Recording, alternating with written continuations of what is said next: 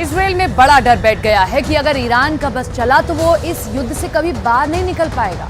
Iran ने अब एक ऐसी बड़ी तैयारी कर ली है जिसके आगे इजराइल और अमेरिका दोनों की फौज बुरी तरह हार सकती है। इजराइल में इसे ईरान का छुपा हुआ हमला कहा जा रहा है।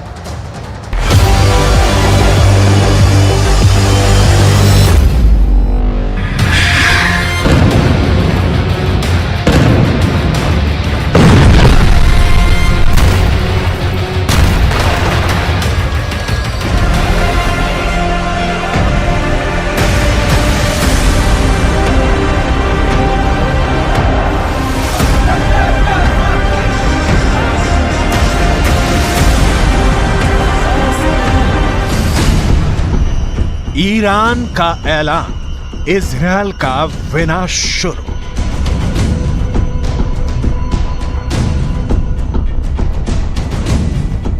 गाजा में भयंकर नरसंहार का बदला अब ईरान लेगा।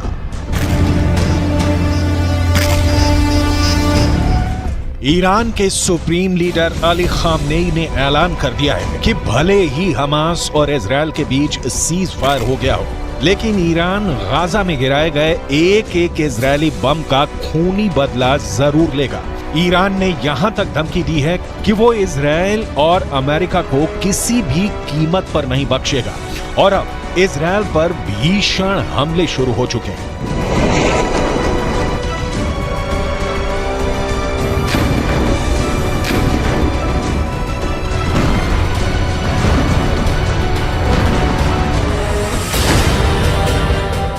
गाजा में एक एक बम का बदला लेगा ईरान। हम आपको आगे बताएंगे कि ईरान इजरायल पर किस तरह से घातक हमले शुरू कर रहा है और अभी ईरान हिजबुल्लाह हूथी के लड़ाकों के साथ मिलकर इजरायल पर किस तरह से हमले तेज कर रहा है। लेकिन उससे पहले ये जान लीजिए कि इजरायली सेना ने सीज फायर के दौरान पिछले 48 घंटे में गाजा और वेस्ट बैंक में कितनी भीषण तबाही मचाई है और हमास को कितना बड़ा नुकसान हुआ है।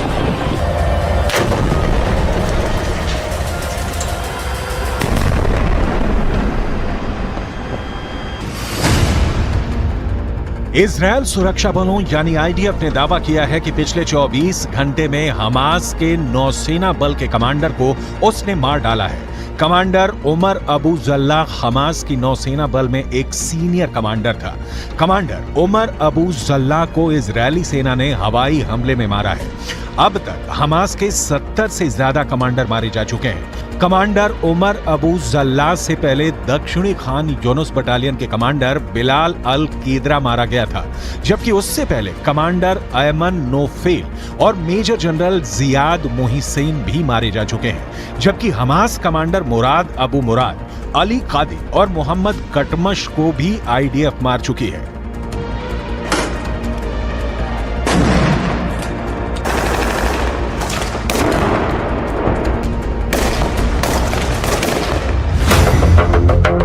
इजरायल को नहीं बचा पाएगा सीज फायर। अब सवाल उठता है कि आखिर इजरायल के सामने ऐसी क्या मजबूरी हुई कि उसे हमास के साथ 4 दिन का सीज फायर करना पड़ा। ईरानी सेना के दावों के मुताबिक गाजा सिटी में इजरायली सेना को भी भारी नुकसान हुआ है।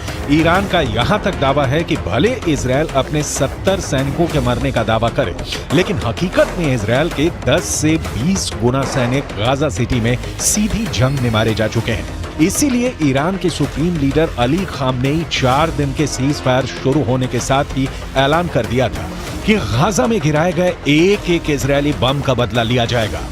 इसी को लेकर ईरान की राजधानी तेहरान में ईरान सैनिक और लड़ाकों ने जबरदस्त प्रदर्शन किया है, जिसमें इजरायल को नक्शे से मिटाने की कस्में खाई गई हैं।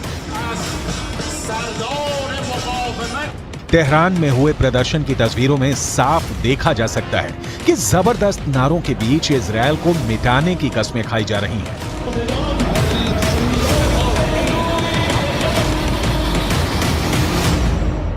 در نجات مردم فلسطین اقدام تعیین کننده‌ای را انجام دهد بر ناامیدی ملت‌ها از دولت‌ها و بی‌تابی آنها در دفاع از فلسطین افزوده می‌شود. ईरान का ऐलान, इजरायल का विनाश शुरू। पश्चिमी मीडिया के मुताबिक नेतन्याहू के लाख चेतावनी देने के बावजूद ईरान बंकरों में छिपे अपने घातक हथियारों से इजरायल पर बड़े हमले की तैयारी कर चुका है। एक अनुमान के मुताबिक इजरायल पर हमला करने के लिए ईरान ने शाहिद सीरीज के आत्मघाती ड्रोन तैयार कर चुका है। इसके अलावा मुहाजिर 10, अराश 2 ड्रोन भी ईरान के बेहद घातक हथियार हैं जो इजरायली शहरों को तबाह कर सकते हैं।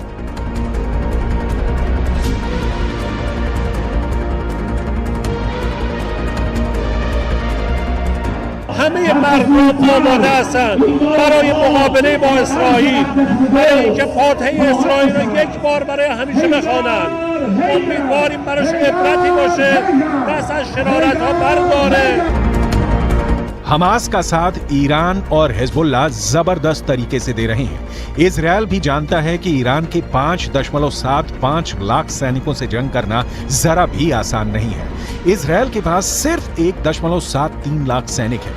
इजरायल की 4.65 लाख के रिजर्व फोर्स को जोड़कर भी इजरायल ईरान के आसपास नहीं टिकता है। अब ऐसे हालात के बीच इजरायल का ये कहना है कि वो पूरे मिडिल ईस्ट में कहीं भी कभी भी बमबारी कर सकता है।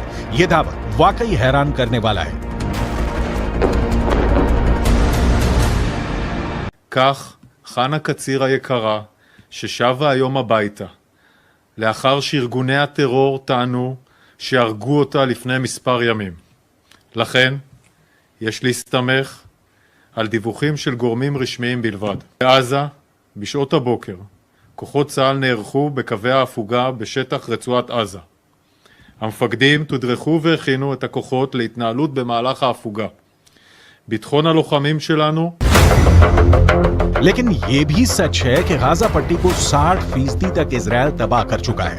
इधर 1.5 महीने से ज्यादा की जंग में लगभग 15,000 से ज्यादा लोग गाजा में मारे जा चुके हैं। लगभग 3,000 लोग अभी भी कब्रिस्तान बन चुके उत्तरी गाजा की इमारतों में दफन हैं। लगभग 50 दिन की जंग में इजरायली वायुसेना ने 35,000 से ज्यादा बम उत्तरी गाजा, दक्षिणी गाजा और वेस्ट बैंक पर बरसाए हैं। 70 से ज्यादा हमास के कमांडर मारे जा चुके हैं। इजरायली फोर्स ने हमास के इस्लामिक जिहाद परिषद के मुख्यालय, कमांड सेंटर, सैन्य परिसर, दर्जनों launcher pad, anti tank post और वॉच टावर को मलबे में बदल दिया।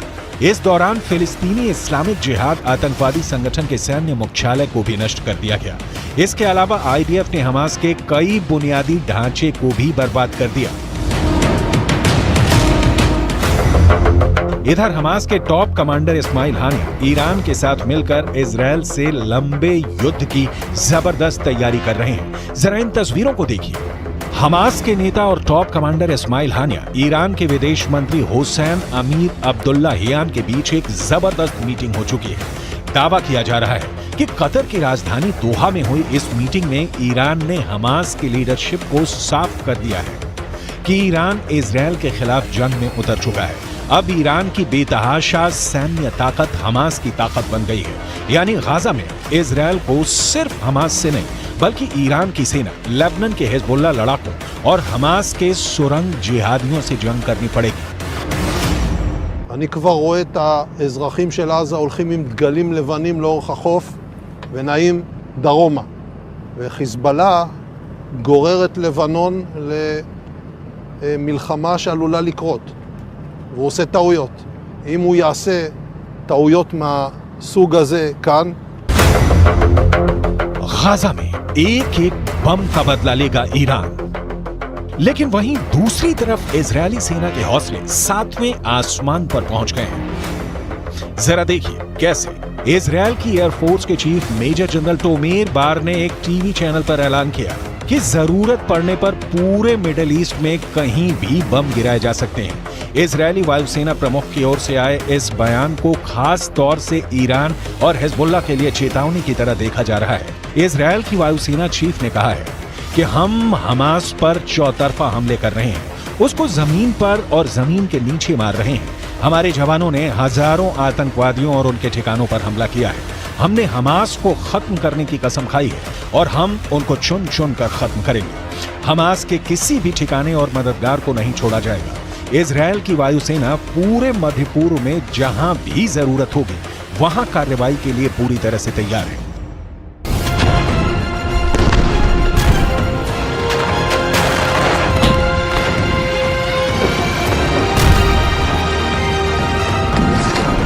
אנחנו חודש כבר במלחמה, פוגעים מאוד מאוד קשה בחמאס, פוגעים בהנהגה של חמאס, פוגעים במפקדים, פוגעים במחבלים, הורסים לחמאס את התשתיות בעזה, ואנחנו גם כל הזמן במוכנות לאזורים אחרים. הבסיס הזה יודע להגיע. हमास की मौजूदा सैन्य क्षमता को देखें तो उसके पास ज्यादातर ईरान के दिए हथियार हैं। इजरायल पर मौजूदा हमले में फज्र 3 और फज्र 5 रॉकेट का इस्तेमाल किया जा रहा है।